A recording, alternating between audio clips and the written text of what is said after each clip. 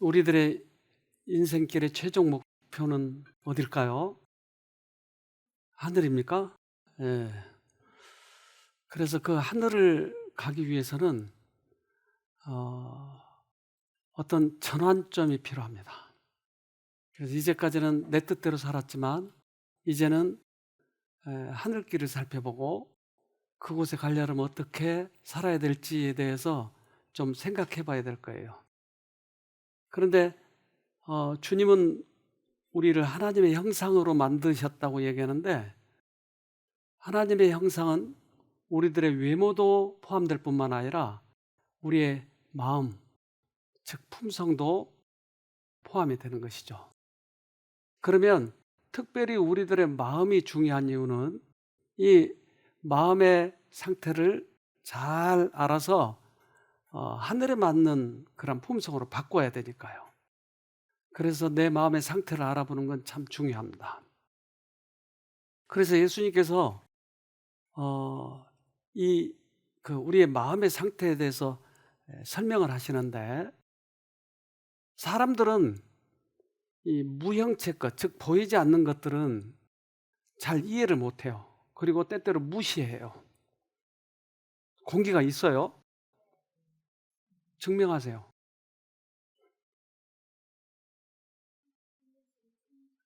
네? 나무가 흔들리니까, 네, 바람이 있으니까. 예. 또 있어요?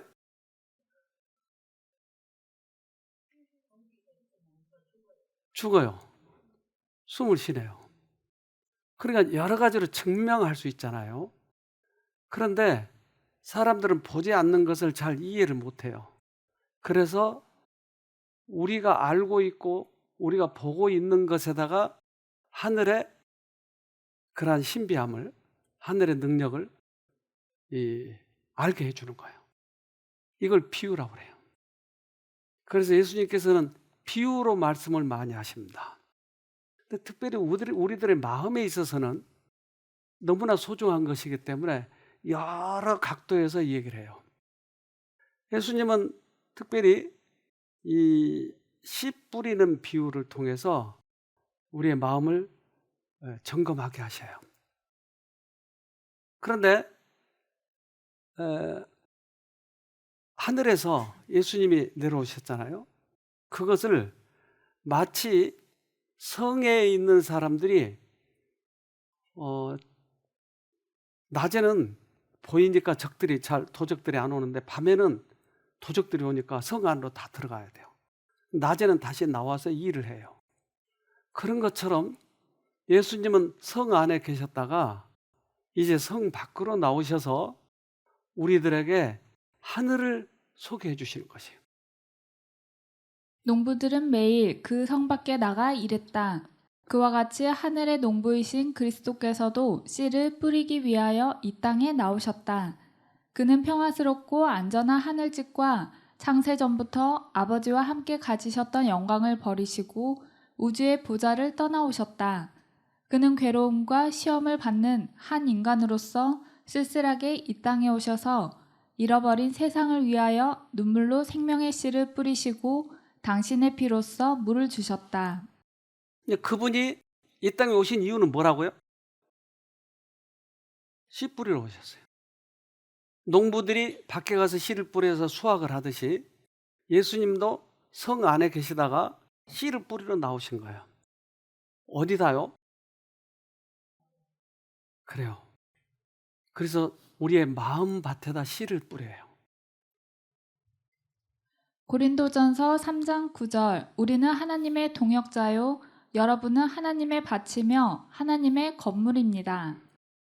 그래서 우리를 하나님의 밭이라고 얘기를 하는 거예요.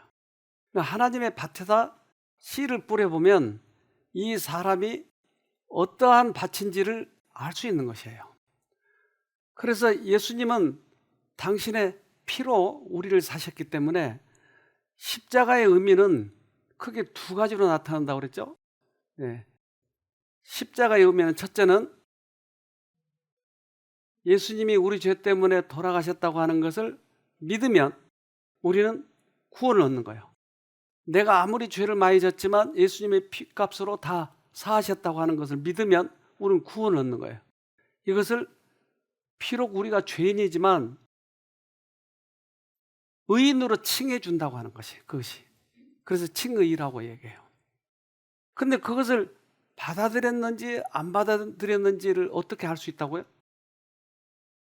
지식적으로 알고 있는지 세상의 구주가 예수야 라고 하는 것으로 그저 지식적으로 이해하고 있는지 내가 그것을 받아들였는지 어떻게 한다고요? 그래요. 변화를. 그러니까 그것을 실제적으로 받아들인 사람에게는 예수님의 의가 우리 안에 들어와서 우리들의 생애를 변화시키는 거예요. 그래서 두 번째는 예수가 가지고 계신 의를 우리에게 나눠줬기 때문에 나눠주신 의라고 그래요. 첫 번째 것은 입혀주신 의고 두 번째 것은 나눠주신 의입니다.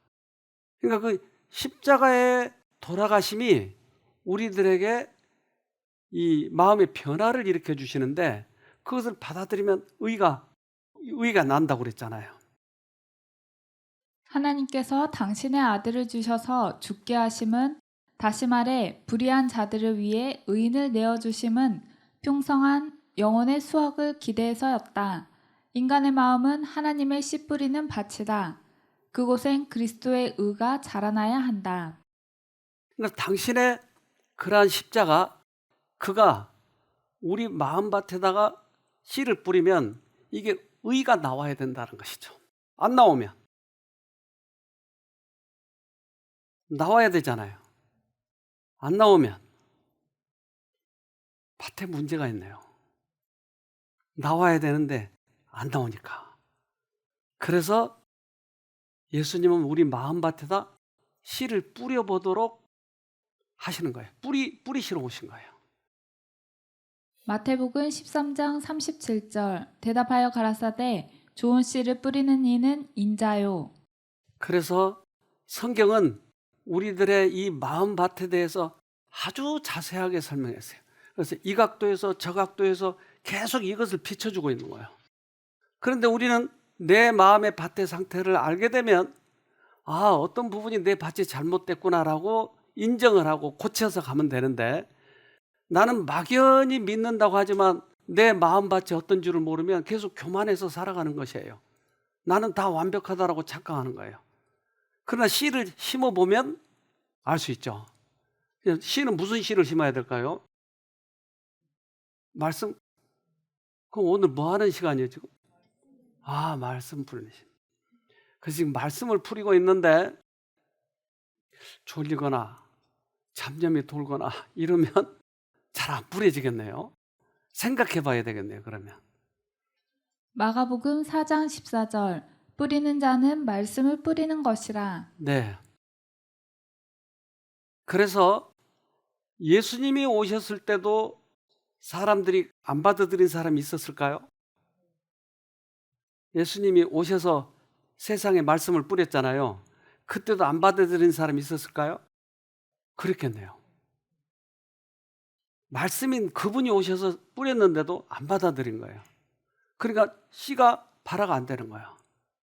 또 하나는 말씀을 뿌린 자가 경험을 안 해보고 뿌리기 때문에 이게 잘 안 나는 거예요. 두 가지 이유가 있어요. 하나는 말씀을 경험한 사람이 뿌렸는데도 듣는 사람들이 그걸 잘 귀담아 듣지 않는 거예요.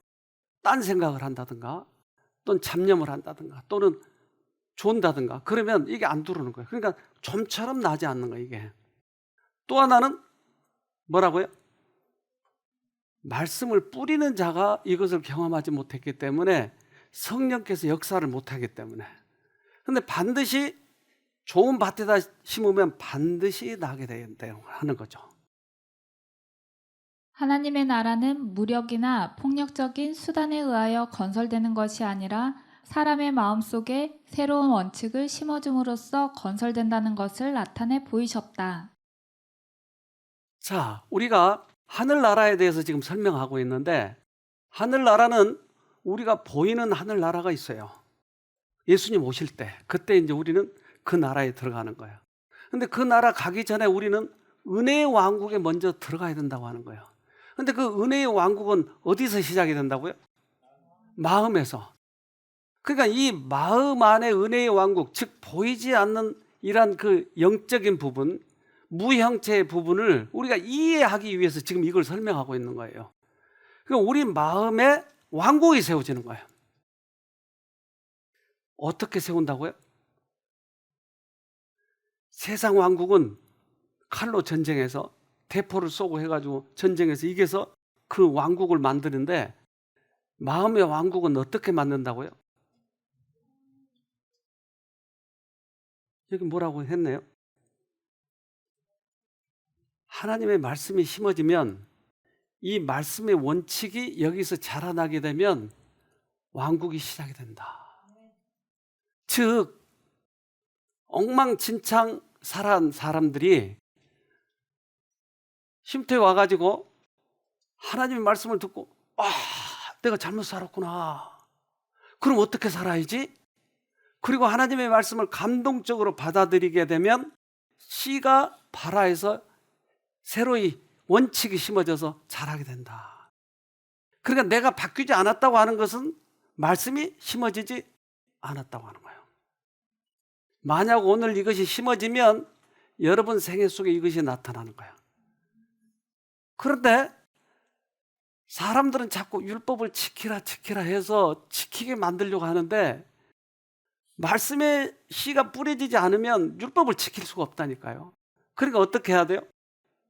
지키는 척 하는 거예요. 이걸 뭐라고 그래? 이게 율법주의, 외식주의자예요. 그런 척 하는 거예요. 그래서 오늘 중요한 것은, 지금 이 말씀은 체험적인 지식이에요. 과거에 제가 이 부분을 이해했고 또 기도하고, 그래서 이걸 좀 나눠주고 싶은 거예요. 그러면 여러분들은 이제 이것을 선택해야 돼요. 내가 오늘 옷을 좀 멋있는 거 입는다고 입었는데 여러분 어떠세요? 예. 멋있어요? 이런 것만 보면 안 된다 이 말이에요. 지금 뭐에 대해서 관심을 가져야 돼요? 예, 이 말씀이 내 안에 심어지는 이것에 대해서 관심을 가져야 돼요. 그러니까 나는 이 기별을 어떻게 처리하느냐, 이것이 가장 중요해요. 가장 중요한 문제는 너희가 나의 기별을 어떻게 취급하느냐 하는 것이다. 이는 너희가 나의 기별을 받고 안 받는 데 따라서 너희의 영원한 운명이 결정되기 때문이다. 가장 중요한 게 이거예요. 그래서 쉼터에 와보니까 그 말씀이 너무 흥미로워. 정말 내가 잘못 살았어. 이제 새롭게 시작해봐야 되겠어 하고 그 기별을 내 마음에 적용을 하면 싹이 트기 시작하는데, 그거 맨날 듣던 것 같은데 저거 나하고 관계없어. 그러면 아무런 변화가 일어나지 않는 거예요. 때때로 세상의 욕망이 그것을 사라지게 만들어버린 거예요. 그래서 우리들의 마음의 밭을 4가지로 표현했어요. 그러니까 이 4가지의 밭을 크게 4등분한 건데, 사실은 보니까 더 자세하더라고요. 대충 우리가 구분해도 몇십 가지는 돼요. 성질 잘 낸 사람도 있고, 근데 성질은 잘 내지만 나중에는 또 한번 꺾이면 아주 또 열심히 사람이 있고, 아주 나긋나긋하게 처음에 시작해도 나중에는 얼마나 뻣뻣한지 몰라요. 여러 가지 마음 상태가 있는 거예요. 근데 크게 4가지 구분을 해놓은 것은 우리들의 마음이 거의 다 여기에 표현되는 것이에요. 그래서 그 4가지 밭을 여러분 아시죠? 뭐죠? 길가, 그 다음에 돌밭, 돌짝밭, 그 다음에 가시밭, 그리고 옥토. 이렇게 4가지로 구분을 한 것은 대부분 이 부류 안에 다 이렇게 포함되어 있으니까. 그래서 이제 우리 여기가 옛날 밭이었었어요. 여기가 옛날 밭이었는데 그 도로가 좀 좁아가지고 나중에 차가 들어가 그러니까 도로로 많이 침범을 해버렸어요. 나중에 측량을 해보니까 우리 땅에 도로 가운데 들어있더라고요, 이렇게. 그래서 그거 나중에 이제 찾으려고 했더니 국가에서 그걸 잘라가지고 도로로 편입하고 보상을 해주더라고요. 돈 좀 벌었겠죠? 그 보상해주면 조금만 해주더라고요. 그런데 우리 원래 밭이었는데 하도 차가 많이 다녀서 거기다 씨를 뿌렸더니 어때요? 씨를 뿌렸다니까요? 안 나요? 왜 안 나요? 뿌리가 안 내리는 거예요, 뿌리가. 뿌리가 안 내리니까 어떻게 해요? 씨가 그대로 있는 거예요. 뿌리를 못 내리니까. 그 씨를 어떻게 해, 이거? 다시 주워 와야 될까요? 어떻게 해죠? 그랬더니 어느 날 우리가 없을 때 산비둘기가 내려와서 이 씨를 다 먹더라고요. 그들의 눈에는 이렇게 반짝반짝 보이나 봐요. 그래서 씨의 어떤 얘가 현미도 알고 백미도 알아요. 그래서 현미는 잘 먹는데 백미는 잘 안 먹어요. 그러니까 모든 것이 다 눈이 보이나 봐요, 이게. 다 먹어버려가지고 싹이 하나도 안 나가요. 그래서 우리가 하나님의 말씀을 안 받아들이면 새들이 와서 다 먹어버린 거예요. 마가복음 4장 3절로 4절. 들으라, 씨를 뿌리는 자가 뿌리러 나가서 뿌릴새 덜어는 길가에 떨어짐에 새들이 와서 먹어버렸고. 자, 첫째 밭이 길가의 밭이네요. 그것은 어떤 사람을 이야기할까요?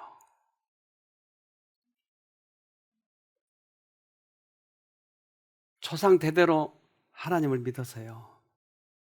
그런데 나에게는 아무런 매력이 느껴지지 않는 거예요. 왜요? 왜 똑같이 말씀을 듣는데 내 귀에는 안 들리죠? 사실 우리 외할머니가 오래전부터 이 진리를 믿었어요. 외할머니가. 그런데 그러니까 우리 어머니를 자꾸 교회를 데리고 나가려고 애를 썼어요. 그러니까 우리 어머니가 교회를 하도 닥달하면 한 번씩 나갔다가 다 갔다 오고 그랬었어요. 근데 이제 우리 어머니가 다니셨기 때문에 나에게 얼마나 이 얘기했겠어요. 야, 이제 교회 좀 가자. 이제 술 좀 작작 먹고 교회 좀 나가자. 교회 좀 나가자. 장가 갈 때가 다 됐는데도 술만 먹고 다니니까 야, 교회 한 번만 가자. 한 번만. 소원이다, 내 소원. 하도 진지하게 얘기하셔서 정말 이 소원을 풀어드리기 위해서 딱 한 번 나가세요. 거기서 내가 걸려들 거예요. 이제 우리 어머니는 그 집사님들하고 의논한 거예요. 우리 아들 장가 보내야 하는데 어떻게 하죠? 믿는 처녀한테 보내야 저놈이 좀 교회 나올 것 같은데. 그래서 작당을 하셨어요. 그래가지고 처녀를 준비시켜 놓고 저를 부른 거예요. 근데 그 처녀가 나 앞에서 자꾸 이렇게 예쁘게 보이려고 하는 거예요. 예쁘게.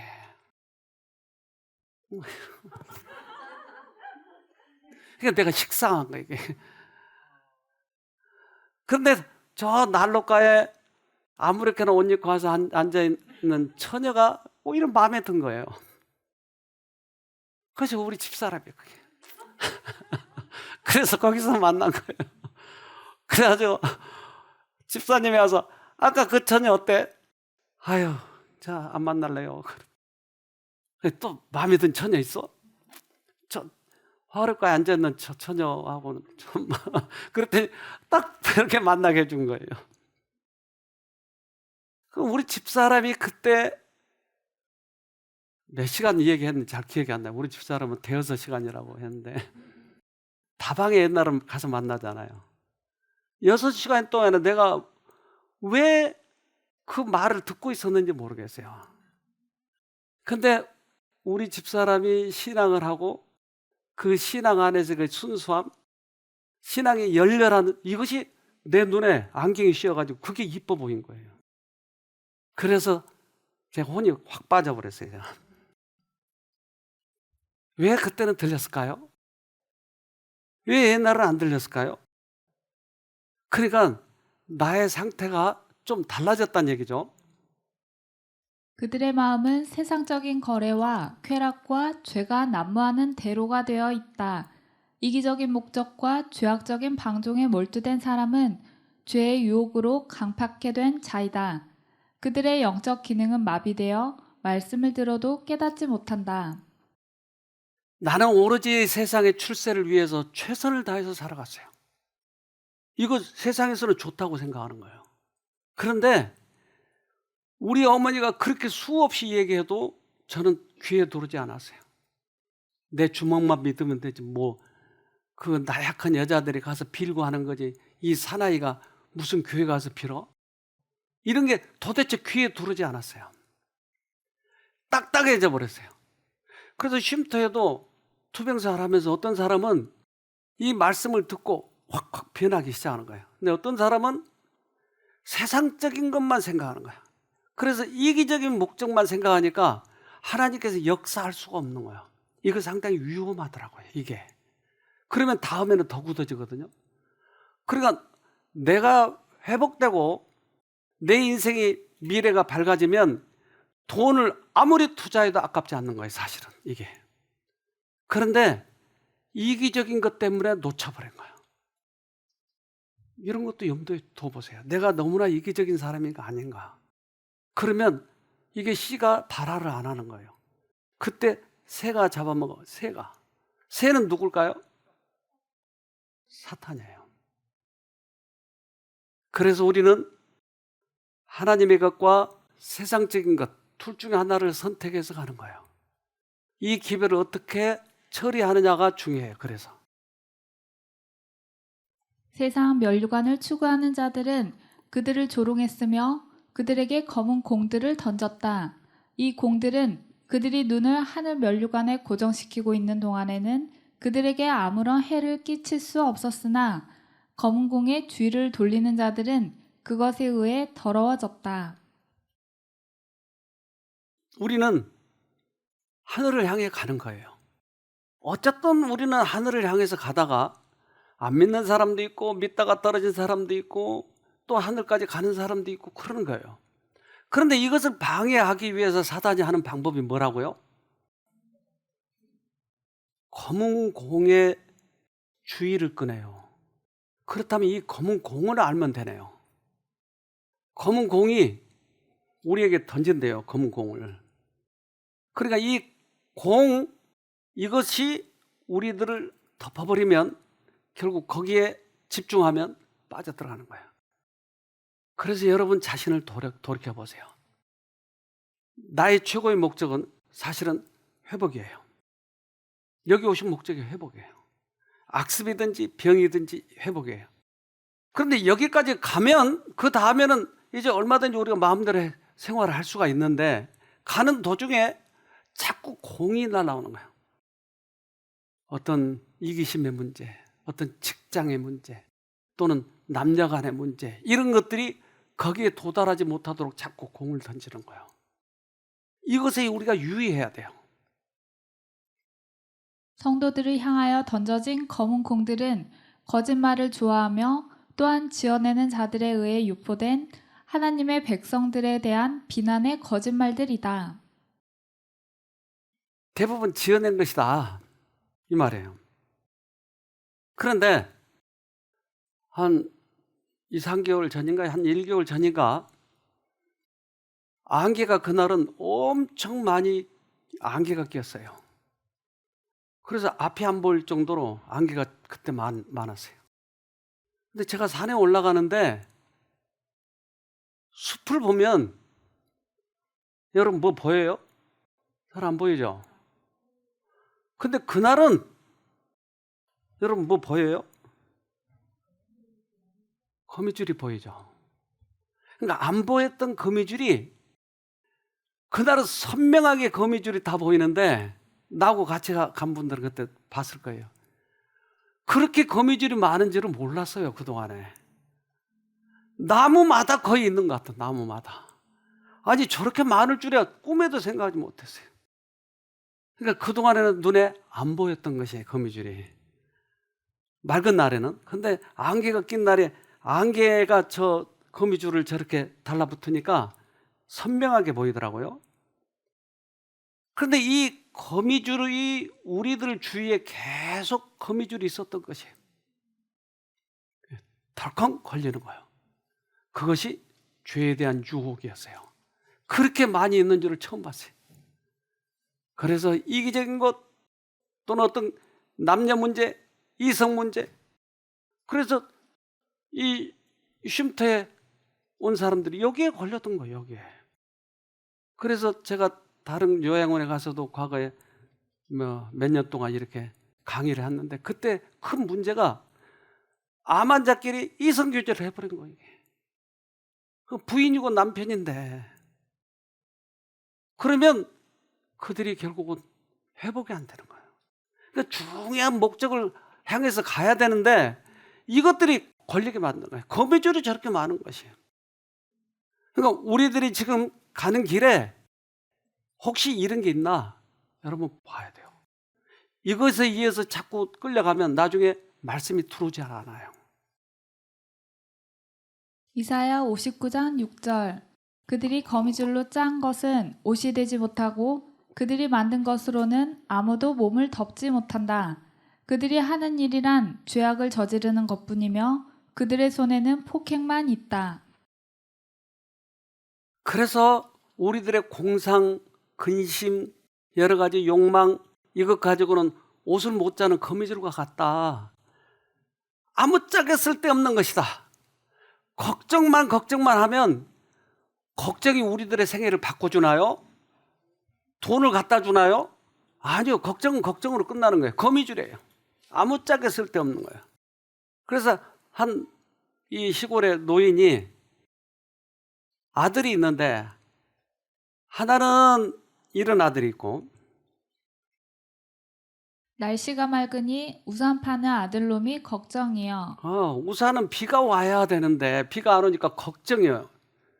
또 비가 오면 오늘은 비가 오니 집신 파는 아들놈이 걱정이요.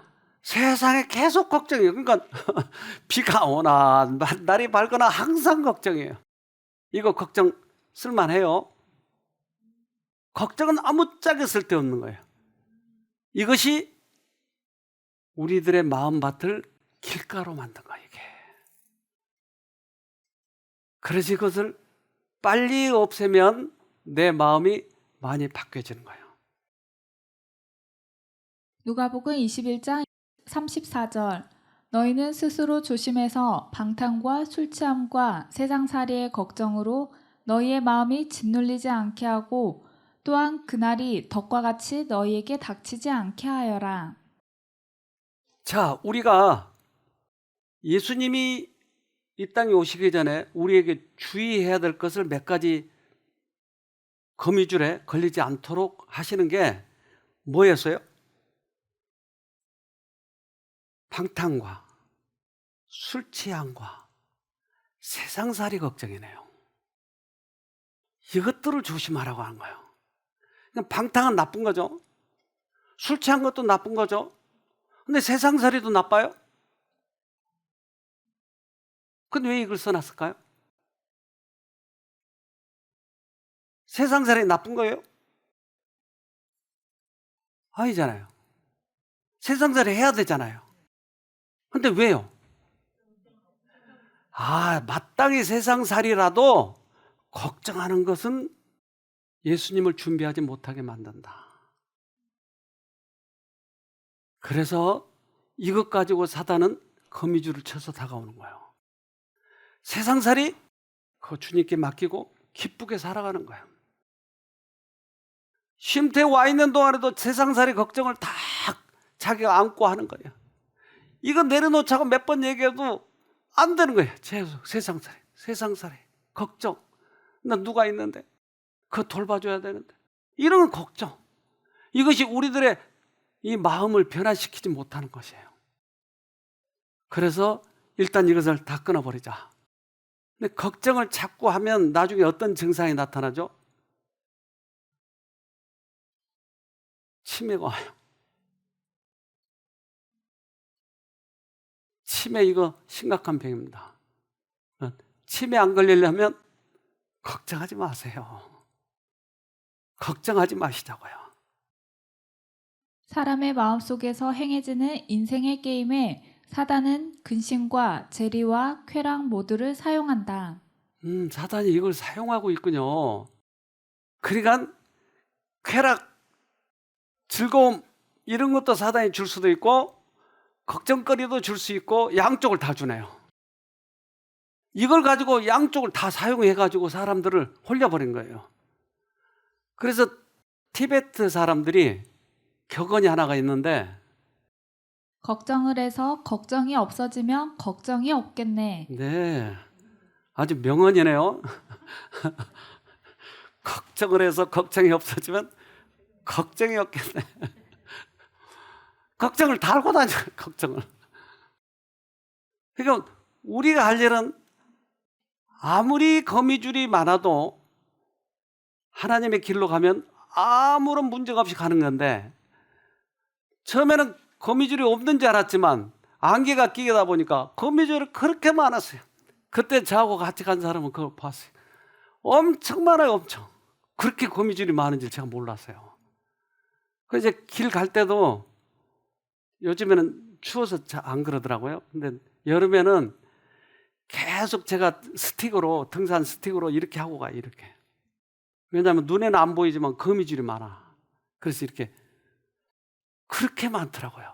그래서 정말 그때 난 그게 깨달아서 제가 저 사진을 찍어 놓은 거예요. 저게.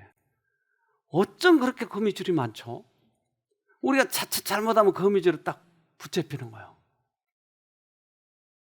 신자들은 다른 사람들의 결점을 보기 시작하였다. 실수들을 곰곰이 생각하고 불친절한 비평의 여지를 주어 그들은 구주와 그분의 사랑을 잊어버렸다. 아, 거미줄에 이런 것도 있네요. 다른 사람의 결점이 보이게 만들어주네요. 그래서 원망하고 비난하고 그러면 어느덧 내가 거기서 떠나버린 거예요. 그런데 이것은 실제적인 싸움이에요. 우리는 눈에 안 보이니까 우연히 이 생각이 돌았다고 생각하지만 하늘의 천사들이 이 싸움을 싸우고 있는 거예요. 그래서 선한 천사와 악한 천사는 지금 이것을 가지고 싸우고 있는데 우리들에게 어두움에 묻혀버리게 어떤 글에는 이 보자기로, 검은 보자기로 우리를 덮어요.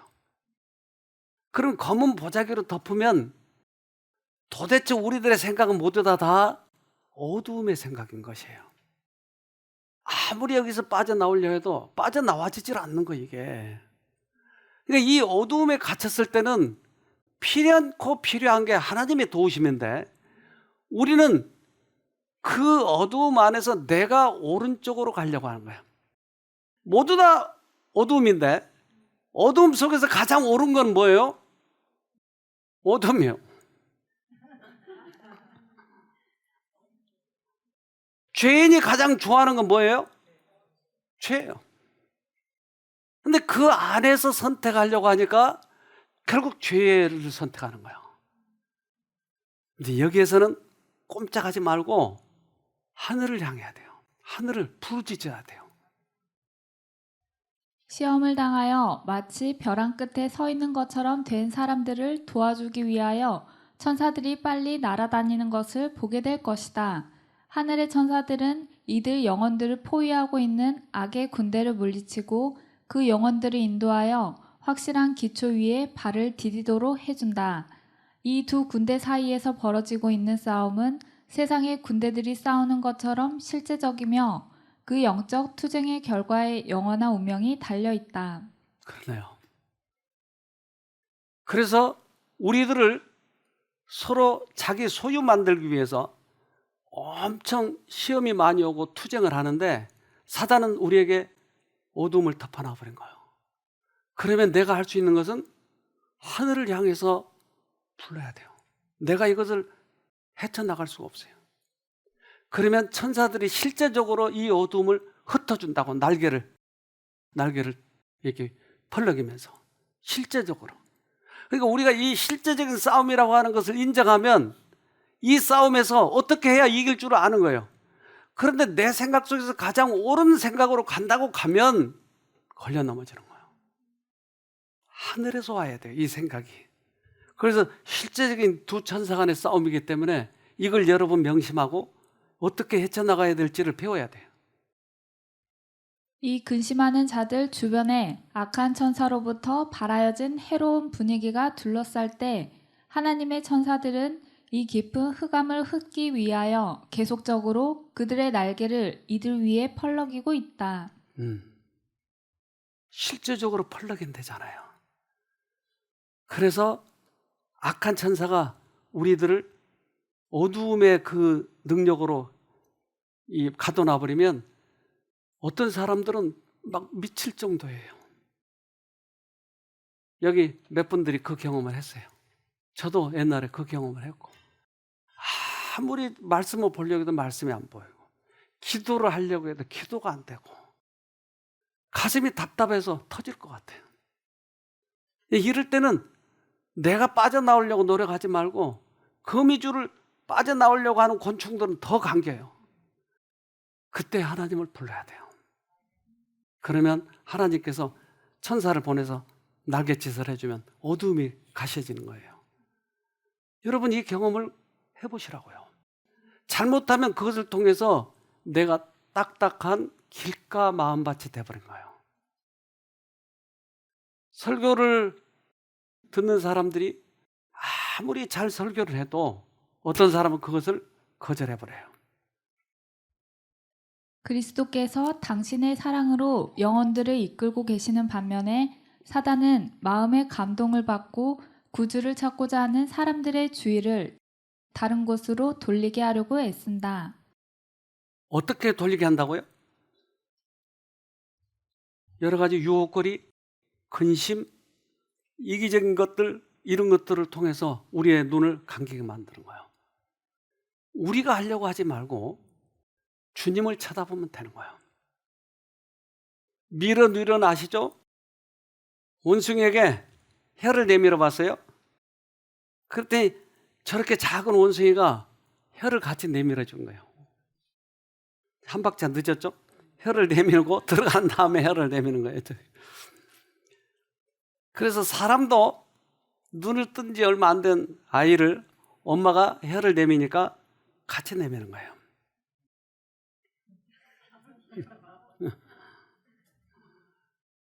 귀엽죠? 네. 저게 인간들 머릿속에 미러뉴런, 거울 뉴런이 있다고 하는 것을 지금 증명하는 거예요. 그러면 내가 바뀌려고 하면 어떤다고요? 쳐다보면 되는 거예요. 이게 미러뉴런이에요. 미러뉴런. 하나님의 말씀을 버리고 성령의 감동을 받지 못한 사람들의 저서에 몰두하게 되면 그들의 마음은 편협해지고 천박해진다. 이는 그들의 마음이 영원한 진리의 깊고 넓은 원칙들과 접하지 못하기 때문이다. 여러분, 이것은 우리가 흔히 쉽게 범하는 그런 오류예요. 저에게도 그런 유혹이 많이 와요. 내가 사람들에게 강의를 하려면 재미있게 강의를 해야 돼요. 근데 재미있게 강의를 하려면 여러 가지 지식을 가지고 있어야 돼요. 근데 그 지식을 소설책이나 이런 데서 가져오게 되면, 그리고 그렇게 하는 사람들 많아요. 소설을 많이 봐라, 책을 많이 봐라 그래요. 그래야 잡지식이 많으니까 그때그때마다 임기응변을 할 수 있고 사람들을 흥미롭게 할 수 있다고 하는 거예요. 그러면 내 머리에서 나오는 것은 다 뭘까요?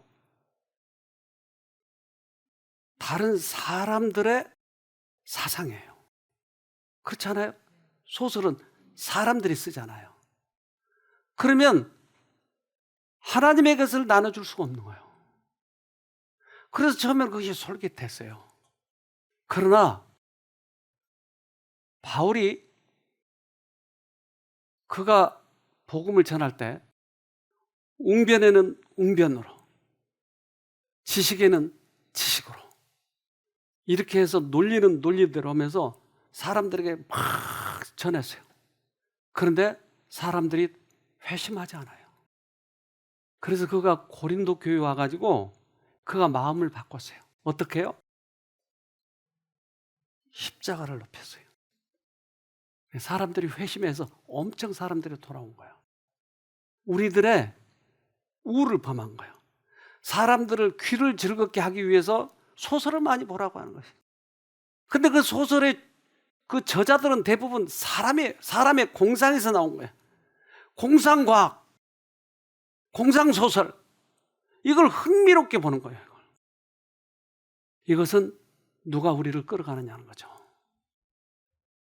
그대는 소설과 이야기를 읽는 일에 빠져 마침내 공상의 세계에서 살게 되었다. 이러한 독서의 영향은 정신과 육체에 다 해롭다. 그것은 지능을 약화시키고 체력에 엄청난 부담을 준다. 종종 그대의 정신은 공상소설을 읽음으로 말미암아 과도하게 자극을 받고 병이 들어 거의 정상이 아니다.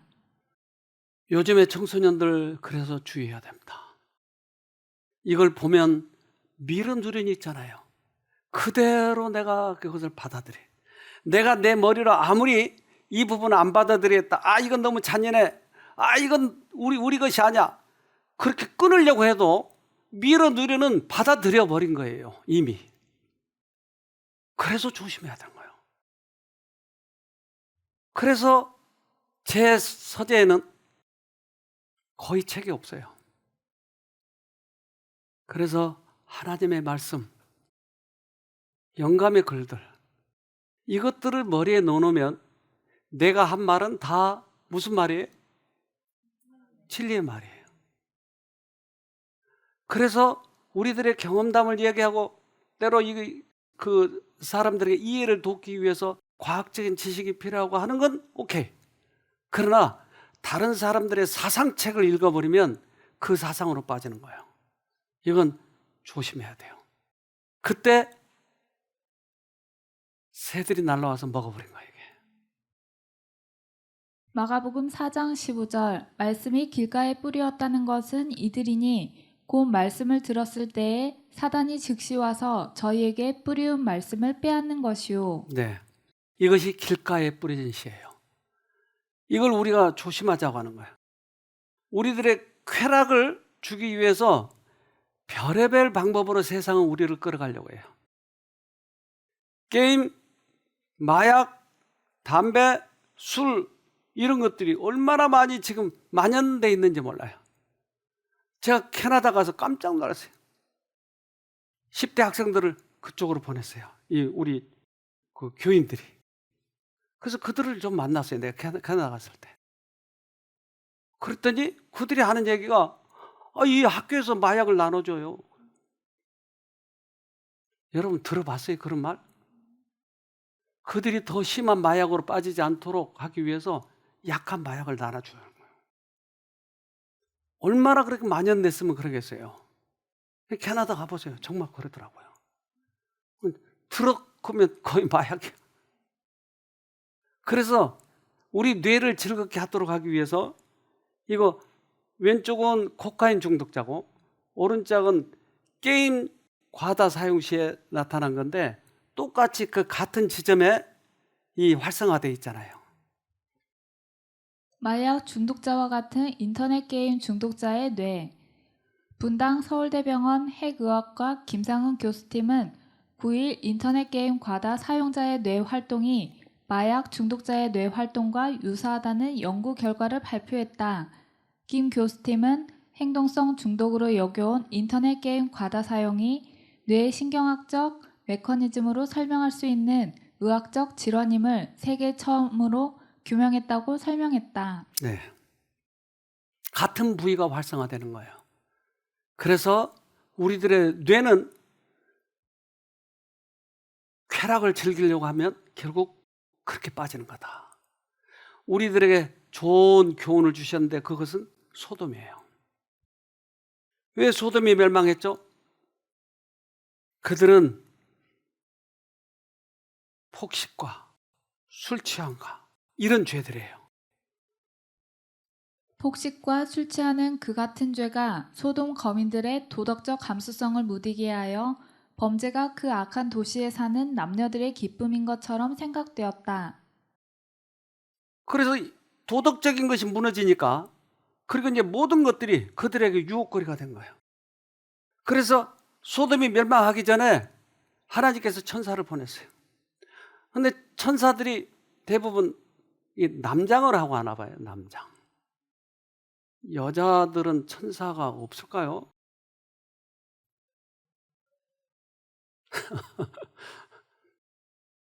천사들은 이런 성보다는 그저 우리의 모양을 만들어 가지고 오니까 남자인지 여자인지 그때는 마음대로 알아서 이렇게 하시겠죠. 근데 남자 모양으로 천사를 보냈어요. 그랬더니 마을 사람들이 몰려와 가지고 야, 롯, 너희 집에 들어온 그 남자 있잖아.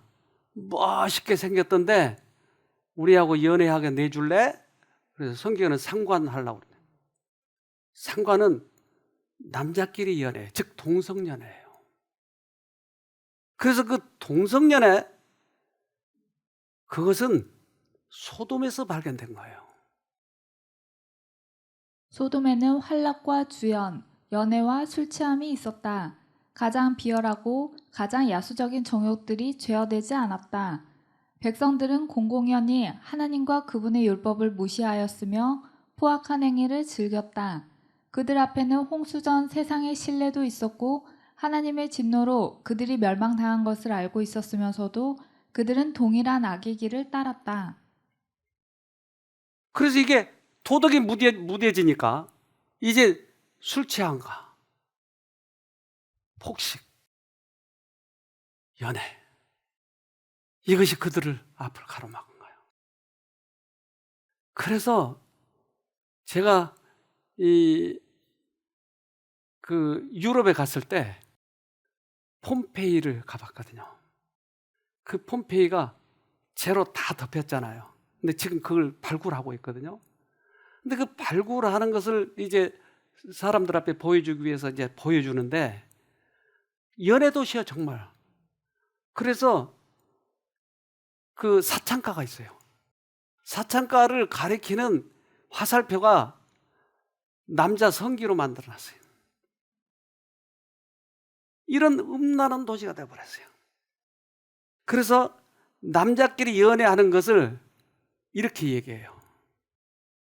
남색을 뜻하는 영어 소돔이는 이 소돔 사람들이 행했던 죄악 행위의 뜻에서 전화된 말이며 그런 행위를 하는 자를 소도마이트라고 한다.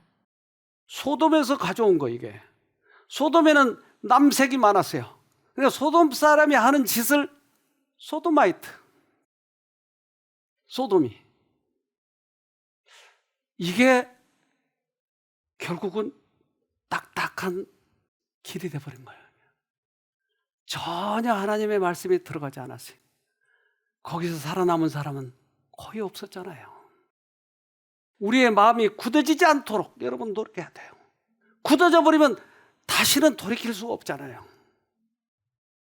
창세기 19장 14절 롯이 나가서 그 딸과 정혼한 사위들에게 구하여 이르되 여호와께서 이 성을 멸하실 터이니 너희는 일어나 이곳에서 떠나라 하되 그 사위들이 농담으로 여겼더라. 아, 농담으로 여겨버리네요. 심각한 지금 세상 심판의 시간인데 농담으로 여겨버린 거예요. 굳어져 버리니까. 그래서 세상이 멸망한 거예요. 소돔이. 그래서 멸망한 거예요. 에스겔 16장 49절 내 아우 소돔의 죄악은 이러하니 그와 그 딸들에게 교만함과 식물의 풍족함과 태평함이 있으며 또 그가 가난하고 궁핍한 자를 도와주지 아니하며. 이기적인 것, 쾌락, 그들의 이 욕망 이런 것들이 소돔을 그렇게 만들었다. 이제 우리는 선택을 해야 되겠죠. 내가 어느 쪽을 선택하느냐에 따라서 밭이 바뀌니까. 요한복음 8장 36절 그러므로 아들이 너희를 자유케 하면 너희가 참으로 자유하리라. 우리가 이 죄악에서 자유하기 위해서는 예수님이 반드시 필요해요. 우리들의 밭이 바뀌기 위해서는 정말 예수님이 필요해요. 그래서 꼭 승리하기를 바랍니다. 기도합시다. 하늘에 계신 아버지, 우리의 마음의 상태를 살펴보기를 원합니다. 그동안 어떠한 마음이었는지 이제 주님께서 지혜를 주셔서 알도록 해주시고 벗어나도록 도와주시옵소서. 그렇게 소돔 사람처럼 되기 원하지 않습니다. 꼭 벗어나서 우리들의 마음이 옥토가 되어서 주님 만나는 날 기쁨으로 만날 수 있는 우리 모두가 되도록 도와주시옵소서. 예수님의 이름으로 기도합니다. 아멘.